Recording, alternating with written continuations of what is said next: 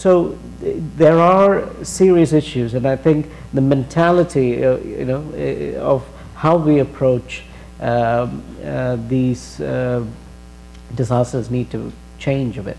Now, these are natural disasters. So Chile, you have a government with a reasonably good, very good capacity to respond, and this is what I've seen after the tsunami in India and in China as well, where you have governments who can respond with their military and other paramilitary kind of logistical capacity, but also you have incredible civil society goodwill and support. So most of the work is in these so-called middle income or countries that are by and large peaceful. Most of the relief work is actually done by people from their own country, right? So in Chile, for example, we go in, our emergency team go in, we look at the government is already providing the care that is needed, we help them out with supplies, etc. But now what we are doing is mental health care, because that was the added value as an organization that we could bring to the civilian response they were able to mount. Haiti, different situation. Yep. If we go to Afghanistan, I just want to make this one point, there the dynamics completely different, where the country is at war, the military is no longer impartial or independent agency, and there are serious issues of working with the military in this kind of setting. And I'll stop here and we can discuss it later. Because I'd like to come back to the issue of Afghanistan and conflict zones in another round, but and also like to talk about the transition to dealing with some of the underlying issues that you deal with long term, going from the acute to the sort of chronic sort of issues, as Paul Farmer puts it. But I first want to hear from UPS and from Dan Brito. You mentioned that you put at the disposal of the relief effort enormous quantities of logistical and skill-based assets and people to help the cause. I don't think a lot of people really know how much was done and exactly what, and I'm hoping that you, Dan, can describe a little bit of that and also tell us why it is, what's in it for your company in a grand sort of strategic scheme of things, for you to be involved hands-on as opposed to writing a check. Sure. Well, certainly I enjoy the opportunity to be here. I'm the benefactor of a Jesuit education, although not Georgetown, Loyola University of Chicago many years ago. But certainly I think our point of UPS, and I'll just start off by saying that working for UPS the last 35 years, it's embarrassing to our industry to see the headline saying logistics nightmare when a catastrophe strikes around the world, because that's what we do every day. We do complex logistics solutions for small, medium, and multinational companies all around the world.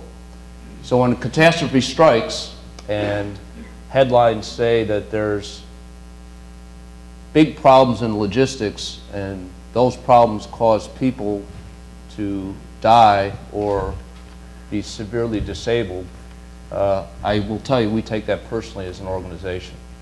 And I don't think it's only UPS. I think other people in our industry certainly also take that personally. So from naturally the UPS perspective, what do? We are very fortunate in that we have a founder, Jim Casey, who left a big endowment to our organization.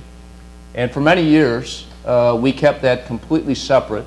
And his goal was to provide funds for literacy and nutrition, but we kept it completely separate from our organization.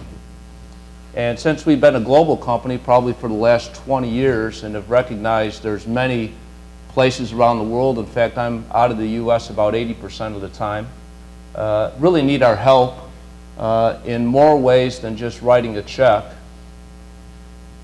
The help of logistics services, we have decided to completely change the way we go about providing help to those in need. And one of the things we've done is certainly we have to lead by example. I'm on the board of UNICEF, and I can tell you I've been on the board now for a couple of years. UNICEF is a good organization, but I will tell you they need a lot of logistics help. We also have people on the board of CARE.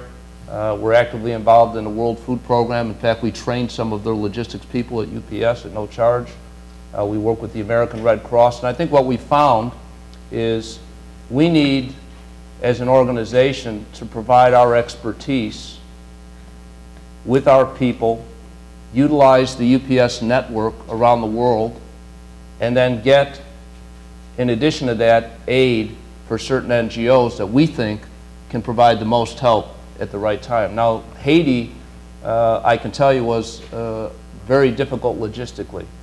When the general took over the airport, we have a network to fly every day, and certainly, you know, one thing about UPS, we like to keep everything moving very quickly. I was a driver for UPS, and I can tell you, we treat the drivers the same as 30 years ago when I drove. So we want to keep our planes in the air turning very fast. That was impossible to do at Port-au-Prince. So we flew our aid into Santo Domingo, opened up a warehouse there, and actually trucked everything into Haiti. And we certainly used the military to assist us in making sure that the goods were safe and they got to the right people. But just a couple of examples, a UNICEF example, they had all kinds of people donating, as typically happens with NGOs, and have no idea of how to move the goods where they need to go at the right time.